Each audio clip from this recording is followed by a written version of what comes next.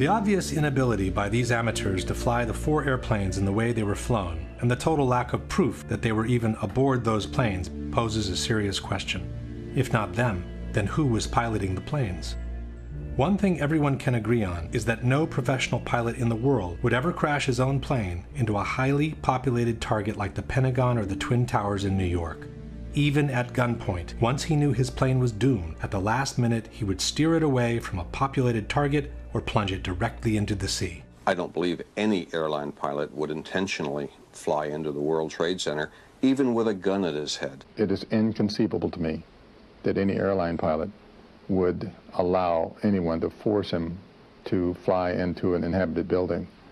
I cannot imagine how any pilot could be conscious or capable of doing anything to control that airplane at the time that it was directed at one of these buildings. But then, who was in the cockpits? What may seem as a far-fetched possibility was actually suggested by TV reporters less than 10 minutes after the impact on the second tower. That is a very large aircraft. Would be enormously significant if someone was able in some way to get their hands on a 727 or a similar sized commercial aircraft and then crash it in. Ollie? Jim, what you're saying could be a drone aircraft. That's an aircraft that's guided electronically to its target without having a pilot.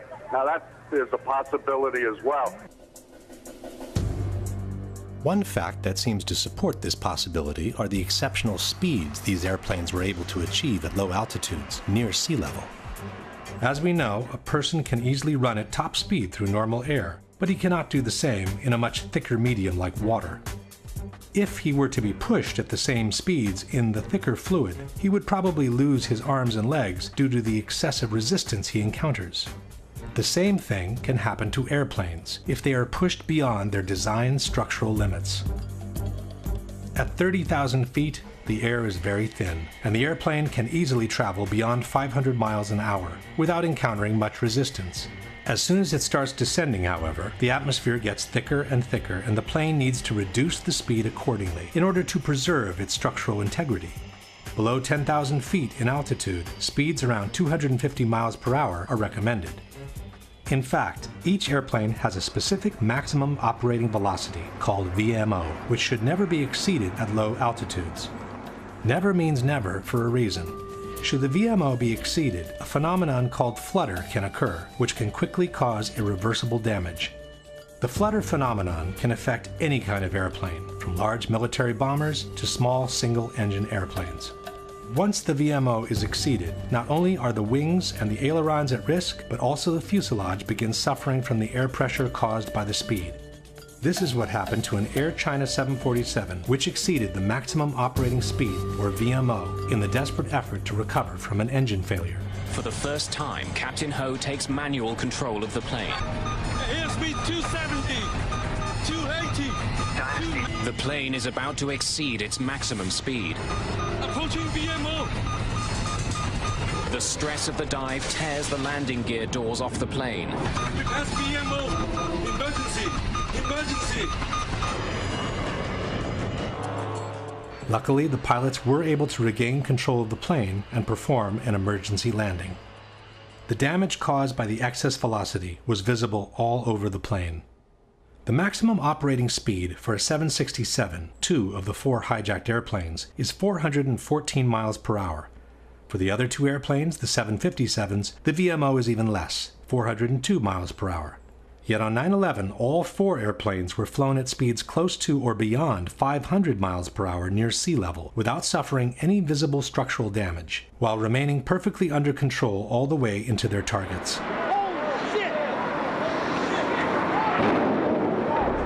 American 11 hit high up in the North Tower, around the 93rd floor, going a pretty astonishing rate of speed, almost 500 miles an hour. Here comes a very large target, descending rapidly, very fast. Diving very steeply and very fast. He's really moving. He was moving fast. United Flight 175, streaking through the skies over New York at more than 600 miles an hour, barely missed colliding with another commercial flight. The back of my neck stands up when we talk about the hijacking. We watch the speed, very high rate of speed. I believe it was about 600 knots southbound, which was extremely unusual for an air carrier. According to the NTSB, during the descent from 12,000 to 6,000 feet, the aircraft ground speed remained between 500 and 520 knots. It then impacted World Trade Center Tower 2 at approximately 510 knots ground speed. 510 knots is 586 miles per hour. That's almost 200 miles per hour beyond the maximum operating velocity of a 767. American 77 also impressed the air traffic controllers for the speed in approaching Washington. It was an unidentified plane to the southwest of Dulles, moving at a very high rate of speed. I slid over to the controller on my left. And I asked him, "Do you see an unidentified plane there southwest of Dulles?" And his response was, "Yes." "Oh my gosh, yes. Look how fast he is." Full throttle. Full out. The plane made its circular descent at about 350 miles an hour. Then it kept accelerating until it crashed into the Pentagon, says the commission report, traveling at approximately 530 miles per hour. While flying at 5,000 feet of altitude, United 93 began performing a series of hard left and right maneuvers at 350 miles per hour. This was followed by a series of similar up and down maneuvers while flying near 400 miles per hour. Yet Zihad Jarrad, the amateur who wasn't allowed to fly solo on a single-engine airplane, braved the roller coaster without ever losing control. As the plane was descending, he even kept accelerating until the aircraft plowed into an empty field in Shanksville, Pennsylvania at 580 miles per hour.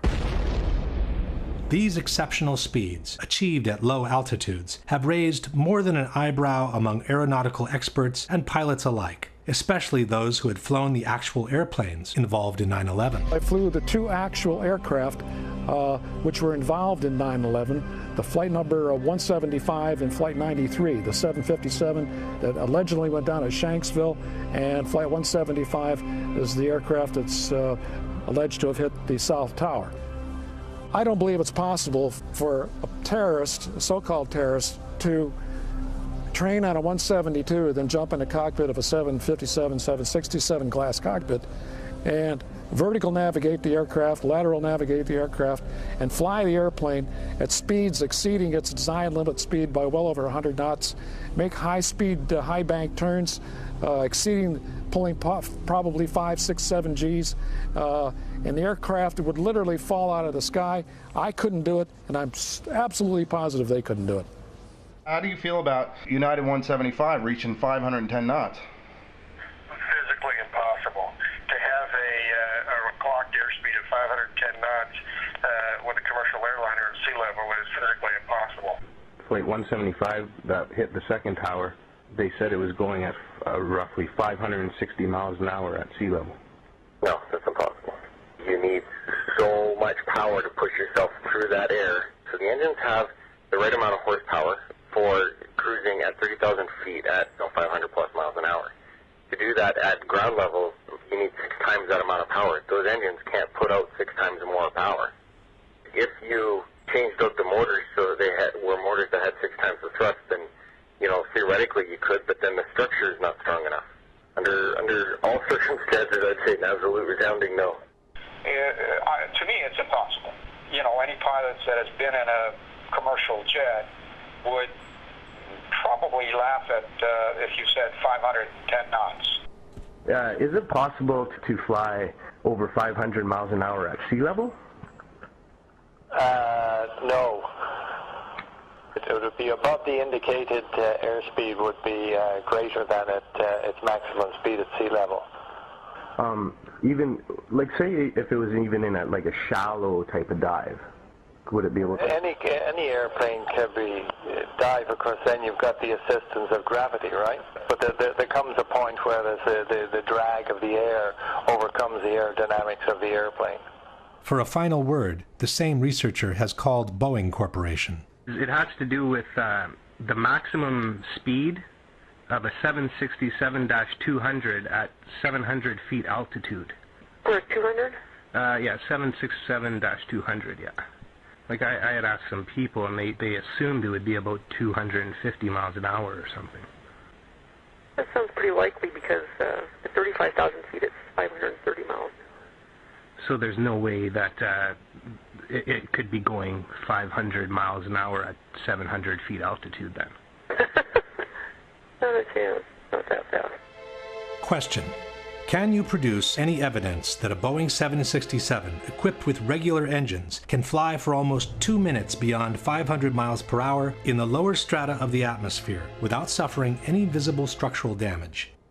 Can you explain how amateur pilots who had never flown a jet before in their life could maintain full control of an airliner that has exceeded the VMO by almost 200 miles per hour? And why would some terrorists who have been lucky enough to get within reach of their target want to risk the entire operation by imposing such a stress on the airplane that it would almost certainly cause them to crash before they complete their mission? One question becomes inevitable at this point. If those were military drones and not regular airliners, what happened to the passengers? With certainty, no one can answer this question. One thing we do know, however, the CIA has been developing plans for covert operations that involve the in-flight swapping of commercial airliners with military drones since the 1960s. One such plan was called Operation Northwoods, and it detailed how to replace a civil airliner with a military drone in mid-air, unbeknownst to the air traffic controllers. After the swap, the airliner would be landed in a military base. The drone would continue to fly, appearing on radar as the original plane, and would be remotely guided all the way into the target. We don't know whether this is the actual end the passengers met, but one thing we can say for sure. Those who called their relatives from their cell phones could not have placed those calls from the airplanes in flight. Minutes after the fourth plane had crashed in Pennsylvania, news was already circulating that several passengers had made calls with their cell phones from the hijacked airplanes. "We are being hijacked. We are being hijacked." Those frightening words were uttered by a passenger aboard United Flight 93 who was able to call emergency personnel on his cell phone before the plane crashed in western Pennsylvania. And tonight we're getting reports of cell phone calls from at least 3 of those 4 flights. On the second flight that came out of Boston, that was the second flight of the day and also went into one of the Twin Towers of the World Trade Center, there was a businessman who got off 2 cell phone calls to his father. The CNN commentator Barbara Olson, wife of U.S. Solicitor General Ted Olson. She reportedly called her husband twice on a mobile phone to tell him her plane was being hijacked. The problem is that in 2001, it was practically impossible to make a call with a cell phone from an airplane at cruising altitudes. The whole idea behind cellular phones is that they use low power transmitters, both to keep the cost of the units down and to preserve battery life. It is up to the receiving towers on the ground to pick up and boost their signal before they route it through the system. It is commonly thought that beyond 10,000 feet in altitude, most cell phones become useless. Passenger planes normally cruise at 30,000 feet and beyond. The editors of Popular Mechanics, however, maintain that cell phones do work from cruising airplanes, even at maximum altitudes. David Dunbar. With regard to the cell phones, we did what any reporter would do. We talked to experts in the field, and in fact, cell phones do work at that altitude, up to 35,000 feet and higher. And in 2001? In 2001, and it might be instructive for you to talk to some of the cell phone experts. Instead of talking to experts, Japanese television decided to take matters into their own hands. In 2003, they conducted an on-camera experiment near Ontario, Canada, to verify the actual reach of cell phones from different altitudes. The cellular phone system used in the experiment in Canada is the one used in the United States. 3 cell phones, each from different telephone companies, were used. The experiment begins at 1,000 feet. Hello? Hello, I'm calling from cell phone A. 1,000 feet, what is happening trading sounds okay? The results were the same with the other 2. Next, we went up to 4,000 feet. Then, No, not on me. Company B's phone stopped working at 4,000 feet. And when the aircraft rose to 6,000 feet, Company A's phone also became useless. At 8,000 feet, none of the 3 cell phones worked anymore. No service on A, no service on B, no service on C. In other words, at an altitude of 35,000 feet, cell phones would have been totally useless. There is another problem besides altitude that makes calling from a cell phone unthinkable from a cruising airplane, and that is speed. Calling from an aircraft with a cell phone would be like calling from a car traveling at 500 miles per hour. The connection would continuously need to be transferred from one receiving station to the next, and then to the next, and again to the next. The transfer procedure between two receiving stations is called handoff, and it relies on continuous triangulations between the receiving towers in order to establish the exact position of the caller. As the mobile unit approaches the handoff zone, the first tower senses the weakening of the signal and prepares to transfer the call to the second. When the second tower senses the signal is strong enough to take over, the handoff procedure is initiated. If everything goes well, the call is rerouted into the system by the new receiving station. But the speed by which an airplane approaches and crosses over the handoff zone is so high that the towers wouldn't have the time to complete the handoff procedure. The call would be dropped, and the person would need to dial the number from scratch. If one considers the altitude and the speed problems combined, it should be clear that the chances of having an actual conversation with a cell phone from a cruising airplane are practically nil. Even after 2001, both altitude and speed problems remain. In 2005, the Washington Post wrote, "Most cell phones can't reach a station from beyond 10,000 feet. Another technical hurdle is to find a way that cell phone calls would be handed off from one cell tower to another on the ground when an aircraft is traveling at 500 miles an hour." And even 10 years after 9/11, people who try to use their cell phone from cruising altitudes are bound to get the same results. Once it became clear that the passengers could not have placed their calls from the cell phones on the airplanes, the official narrative on this issue became more and more ambiguous and non-committal. Theodore Olson, who had initially told the press he had received 2 cell phone calls from his wife Barbara, changed his story to calls made from an airphone. And by the time the 9/11 Commission published their final report, only one mention on the cell phone calls remained. Shortly thereafter, wrote the Commission, passengers and flight crew began a series of calls from GTA airphones and cellular phones. No indication on which calls were made from cell phones and which ones with airphones was given. The authorities from the Moussaoui trial also avoided being too specific on the origin of the calls. Within the official documentation, they released this flash animation, which contains all the basic information on the 4 hijacked airplanes. By clicking on any of the flights, one can view the passengers list. By clicking on the telephone icon at the bottom, the passengers who have made phone calls are highlighted. And by clicking on any of the passengers' names, the list of the calls they have made is displayed. Each of the calls lists the exact time it was placed, the duration, the initial part of the number dialed, and the name of the person receiving the call. But the number from which the phone call was placed is missing. The only information available is the location on the plane the calls were presumably made from, row 30 in this case. It's as if the authorities were trying to suggest that the calls were made from airphones without having to put it down on paper.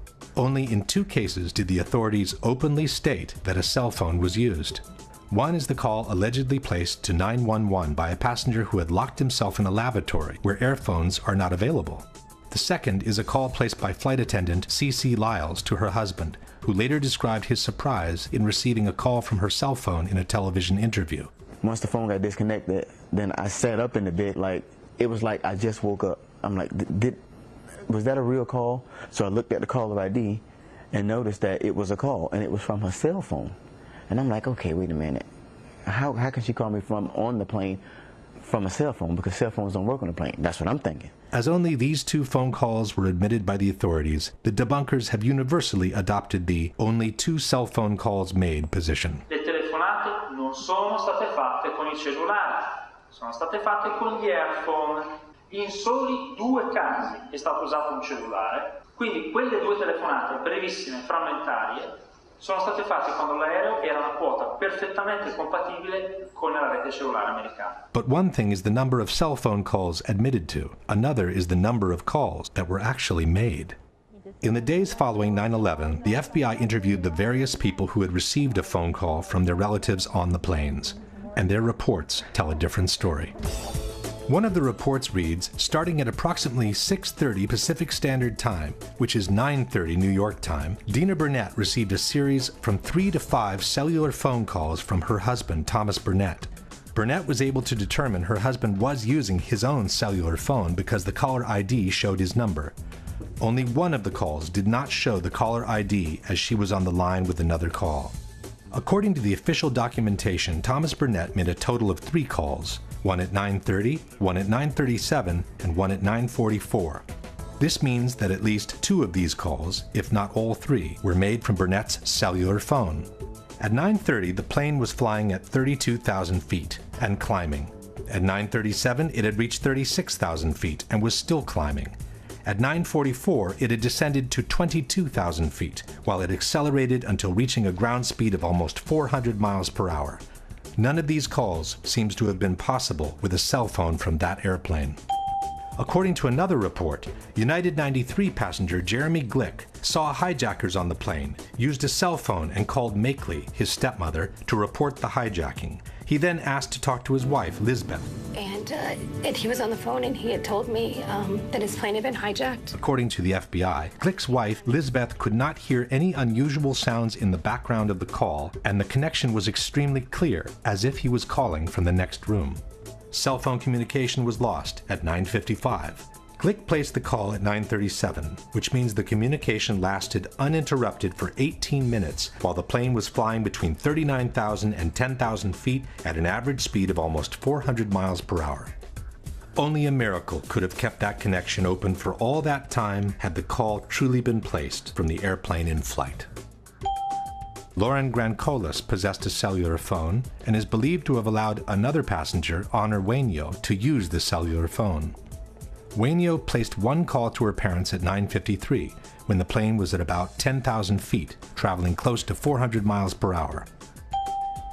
Elsa Strong received a cell phone call from her sister, Lisa Gronlund, a passenger on United 93. Gronlund made the call to her sister at 9:46, when the plane was at 17,000 feet and traveling at almost 400 miles per hour. Marion Britton was also a passenger on United 93. Britton's live-in boyfriend received a cellular phone call from Britton during the hijacking. Britton told Fiumano, her boyfriend, that she had borrowed a cell phone from another passenger. Britton's call to Fiumano took place at 9:49, when United 93 was flying beyond 13,000 feet at a speed of 420 miles per hour. Peter Hansen, a passenger on United 175, contacted his mother on cell phone and said the flight had been hijacked. Peter's father, Lee, said that he resisted the temptation to call his son back because he didn't want to place him in more danger by having his cell phone ring on the plane. Peter Hansen called his parents twice, at 8:52 and at 9 a.m. At 8:52, the plane was at 30,000 feet and it was climbing. At 9 o'clock, it was flying at over 18,000 feet in altitude, while it accelerated towards the record-breaking speed of almost 600 miles per hour near sea level. Brian Sweeney was also a passenger on United 175. After learning of the attacks, wrote the FBI, his wife Julie Sweeney returned home to find that her husband had left a message made from his cell phone aboard the plane on their answering machine. Sweeney made the call at 8:58 in between the 2 Hansen calls, when the plane was still at 25,000 feet in altitude. While any one of these phone calls could have momentarily been connected by a set of fortunate coincidences, it should be obvious that all these cell phone calls as a whole could not have been made from the cruising airplanes.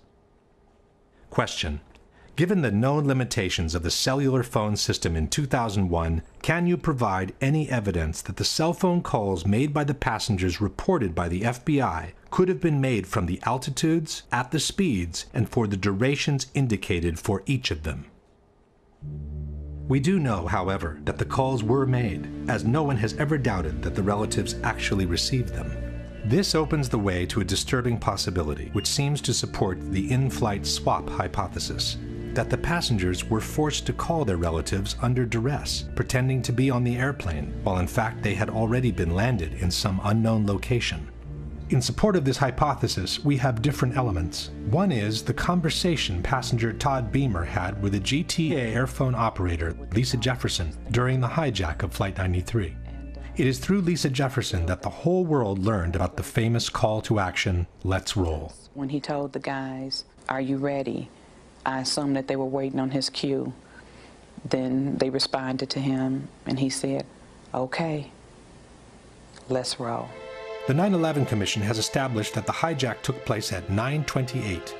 Todd Beamer was connected to Lisa Jefferson at 9:43, some 15 minutes into the hijacking. The FBI report confirms that Jefferson received the call from Beamer at approximately 8:45 Central Time, which is 9:45 Eastern. But the contents of the conversation are strikingly at odds with the official narrative. According to Jefferson, Beamer called to state that the plane was about to be hijacked. He stated that 3 individuals, 2 wielding knives, the third with a bomb strapped to his waist with a red belt, were preparing to take control of the flight. Jefferson estimated that she spoke to Beamer for 7 minutes before the 2 hijackers armed with knives entered the cockpit. This places the hijacking at around 9:52, while officially it took place at 9:28. This is no small discrepancy.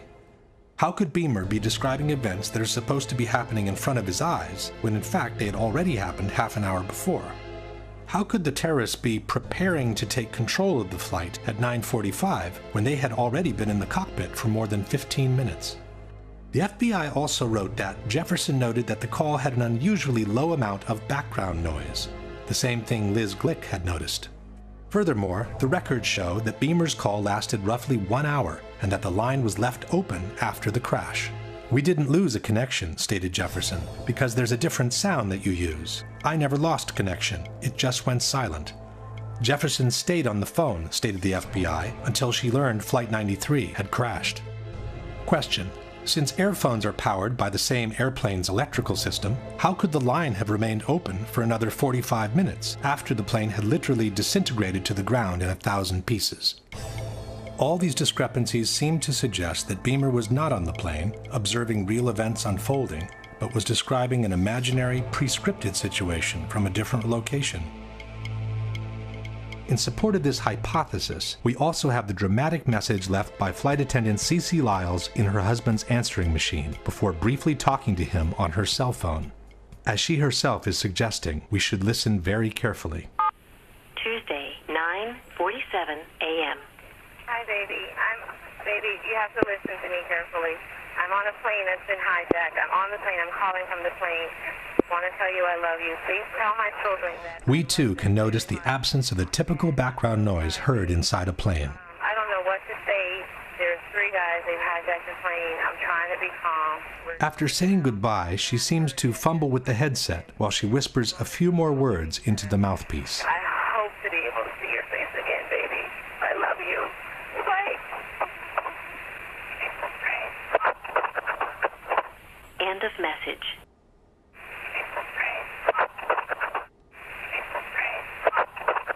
Even by playing the segment several times, it remains difficult to hear anything different from the words, "It's a frame." In any case, the problem with the phone calls does not change. The cell phone calls confirmed by the FBI in their reports cannot have been made from the cruising airplanes. Someone has to explain where they came from.